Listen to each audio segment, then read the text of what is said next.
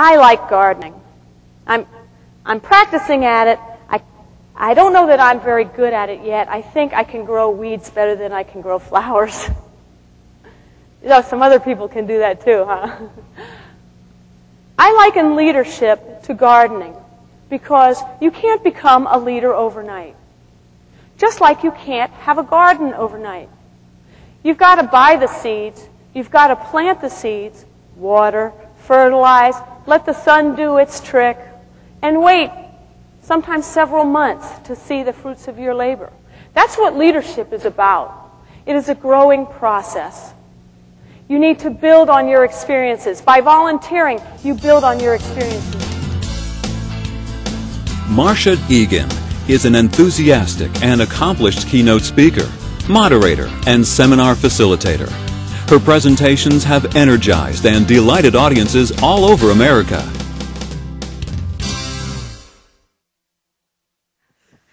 Caroline and Ed were married. He was a country boy and she was a city girl. They had a good life. They didn't travel much. Their honeymoon was to Atlantic City. All their lives, all they wanted to do was go to the Rose Bowl. They raised 3 very rambunctious and active sons.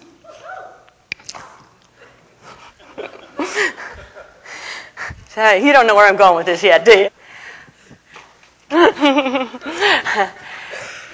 And they did all of that first. And they wanted to go to the Rose Bowl. Anybody here have passion about wanting to do something that they just, hadn't been able to grab? They went to the Rose Bowl. They went when they were 75. They hated it.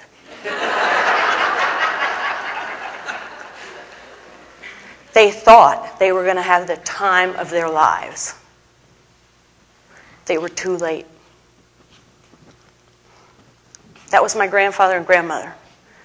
Think about when you're 90 years old. You have all your faculties. You have all your hair. Just kidding. I get to poke fun at the guy who introduced me, okay? All right. You're sitting on your front porch all by yourself. It's a gorgeous July day. And we're rocking in our rocking chair. Okay? Okay, I'm not doing this alone. Okay, everybody? Everybody? Okay, and whoever's not rocking, the rocking police are going to get you. You're thinking back on the great life you had. And what would be the 4 or 5 things you did? Some people might say, I raised happy, healthy children. They married well. I had grandchildren. They might say, I climbed Pikes Peak. They might say something like, I owned a second vacation home. These were all my dreams, right? This is a coaching technique that we use. We project forward so we can look back. So as you're sitting on your front porch, come on, and you're thinking, what is it I wish I would say? What is it I wish I could say? We get so wrapped up in everything that's going on all day that we forget about those big things that we want to achieve. We go to the Rose Bowl too late.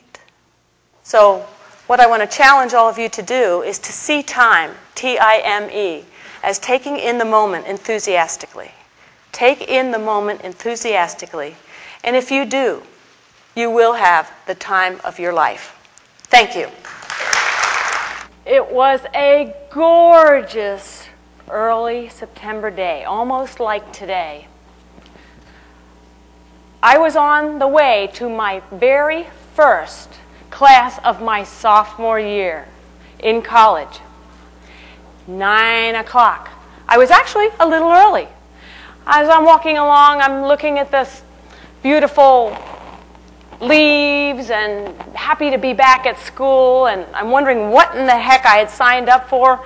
I walked into Ida Harper Simpson's sociology class. I knew it was going to be a great class. Why? Because right over there was cute blonde guy. This was cute blonde guy that I had wanted to date all freshman year. I knew this was going to be a great class. Even better, the seat next to cute blonde guy was wide open. I went over, I sat down, and I knew I was going to love sociology. First day of class came and went. I didn't put any pressure on the situation. I said, hey, you know what? I got a whole semester to work on this guy. Anybody been there, done that? Second day of class came, and I had actually done my homework. I wasn't even stressing out because of any work I hadn't done. But I was running a tad late for that 9 o'clock class. I walked in the door. I go to sit in my seat, and oh my God. Someone was sitting in my seat. Okay, all right, I guess I have to find another seat. That's what I get for being late, you know. My hopes for the semester could have almost been dashed. I mean, about cute blonde guy, of course. Then all of a sudden, Ida Harper Simpson, who I later found out was this world-renowned sociologist. I mean, I didn't care, you know, sophomore brain dead, you know. She was just the teacher. Anyway, so Ida Harper Simpson doesn't even say good morning. She says, how many of you are sitting in the same seat you sat in the last time you were here? I mean, I'm going, oh, this is pretty cool. I mean, Ida Harper Simpson is now interested in my love life. And all these people raise their hands. Then she says, how many of you aren't sitting in the same seats you sat in the last time? All four of us, all at once, defiantly, you know, the look on our face. We go. And she says, why aren't you sitting in the seat you sat in the last time? And all four of us, what did we say?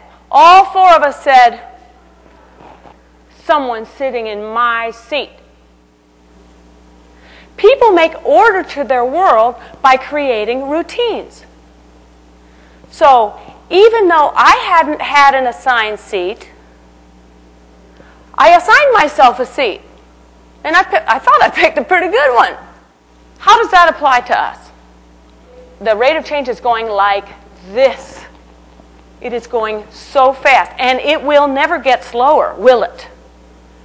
I mean, we can't change technology. We can't change pressure on profits. And, you know, we can't change globalization. I mean, you get the same McDonald's in Berlin as you do in, you know, Mexico. Or Harrisburg, for that matter. So, why is this important? Because we have this exponential rate of change, like this, going against human nature, which once what was. It's a phenomena that I wanted to get your attention on before we start talking about working on how we can be more successful. Because you're going to have to fight your human nature to get better. I personally have a lot of energy, and I like to walk out onto that stage or walk into that room and bring the energy with me.